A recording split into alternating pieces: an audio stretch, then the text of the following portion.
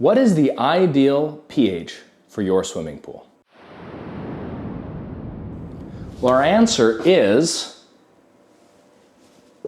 7.4. If you found that helpful, follow us for more content just like it.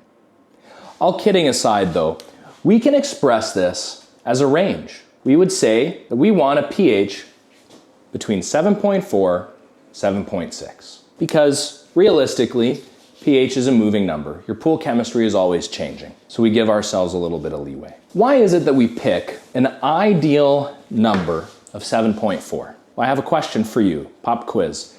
Do you know what the pH of the human tear is?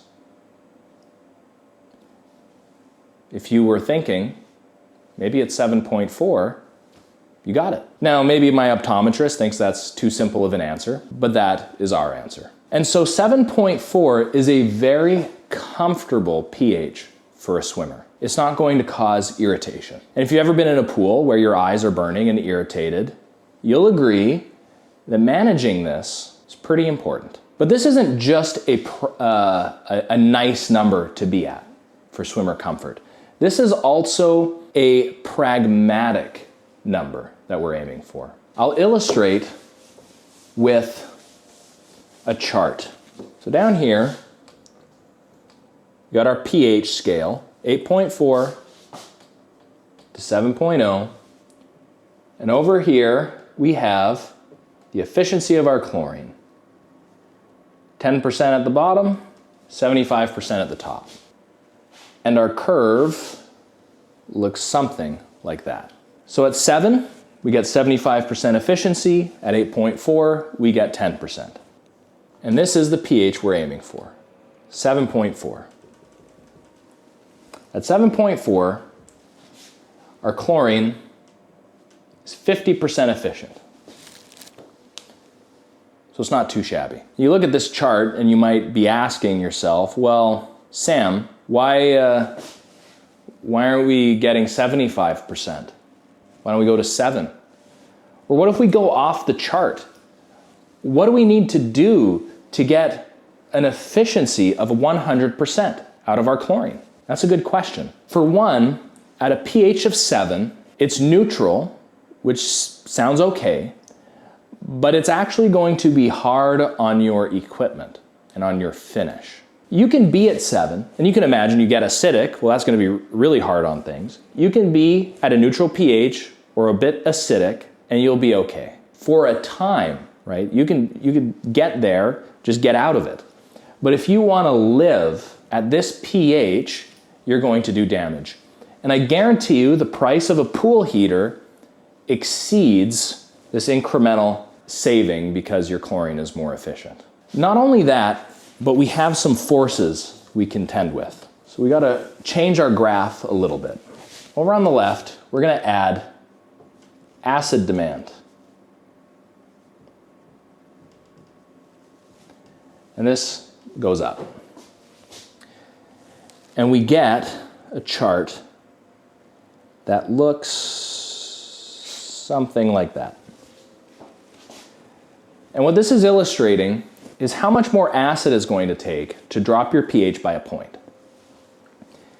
And so you can just, by looking at this, you can see, well, it's not taking a whole lot of acid to get to 7.4. But then let's say we wanted to get to 7.2 because, well, it's not going to be hard on equipment, maybe, it's not too bad, but we get a little more juice out of our chlorine. Well, as you can see, it's taking a lot more acid to get down just 2 points. And that's because we get into this buffer zone at a pH of 7.5. Your water becomes resistant to change at about 7.5. We can get here, it's not a big deal, but the curve just gets sharp.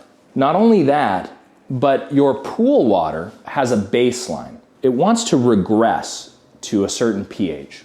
And you might find some written information that says 7.8 is your baseline.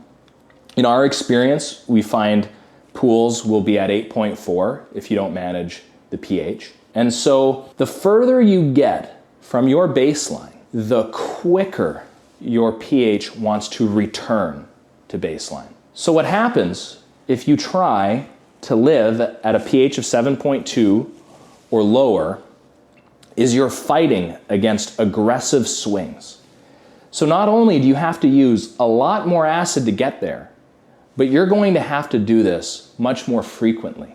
And so it becomes expensive to get a marginal increase in the efficiency of our chlorine. And so we pick 7.4 as our ideal number for swimmer comfort and for just efficiency and cost of operations. And we might look at that and think, well, that's a little discouraging. It would be pretty cool if we got 75%, right? We got to settle for 50. But I would encourage you to look at this a little differently, because an unmanaged pH is going to give you 10%. But by managing it, we get 50% efficiency. So glass half full, what we're really doing by managing our pH is getting 5 times the sanitizing power out of our chlorine. And so you can imagine, we're going to have less algae problems. Our pool is going to be cleaner. It's going to be a safer swimming environment because we get 5 times more sanitizing out of our chlorine product, just because we manage our pH and keep it on the left side of our scale. Now, if you found that helpful, follow us and share with a friend.